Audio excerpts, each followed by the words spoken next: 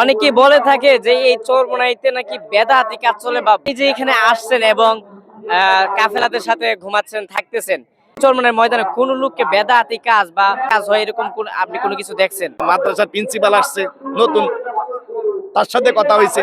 সে বলতে ভাই এখানে আসার আগে তো অনেক কিছুই শুনছি, কিন্তু এই যে কবর পূজা, কবর বা সবকিছু বা আমাদের যেই পিসের কাছে সাক্ষাৎ, সর্বসাকলের উপর তার বক্তব্য আছে এগুলো সম্পূর্ণ ভুয়া এবং ভিত্তিহীন কথা।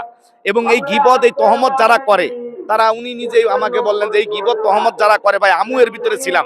তা আমি এখানে আসার পরে, দেখার পরে আমি মনে মনে তওবা করছি, আল্লাহ আমাকে মাফ করে এবং আমার ভাইদেরকেও মাফ করে। আমরা তো আসছি দিনের জন্য, আমরা তো চরমনা হিসেবে দল ভারী করার জন্য আসি নাই। এখানে আসছে আমার গুনাহ মাফ করার জন্য। এখানে চরমনা হিসেবে গুনাহ মাফ করার জন্য আসি নাই, চরমনার দলকে ভারী করার জন্য আসি নাই। আমি আসছি আমার গুনাহ মাফ করার জন্য। এখানে যারা আসে তারা নিজের গুনাহ মাফ করার জন্য আসে। তাহলে আমরা গুনাহ মাফ করতে এসে এখানে শিরক চলবে, এখানে বেদাত চলবে, এখানে কবর পূজা চলবে, এখানে পীরের পায়ে সেজদা চলবে, এগুলো আমরা কি পাগল? না আমরা মাতাল? না আমরা লেখাপড়া জানি না? আমরা কিছু বুঝি না? কারণ এই কথাটা বলতে কেউ তো মনে করে আমরা কিছু বুঝি না। আমরা কোনো ফাসিক ব্যক্তি যদি বলে যে এটা হচ্ছে এখানে বেদাত হয়, ফাসিক ব্যক্তির কোনো কথাই তো মানে গ্রহণযোগ্য না, শরীয়তে যেখানে গ্রহণযোগ্য না, অথচ সেই ব্যক্তি বলতেছে কি যেখানে বেদাত হয়। কোরআন এবং সুন্নাহর বিরুদ্ধে কোনো কর্মকাণ্ড হয় না বা আমাদের চোখে পড়ে না। এখন যাদের চোখে পড়ে, তাদের চোখের সমস্যা থাকলে তারা আমাদের কিছু করার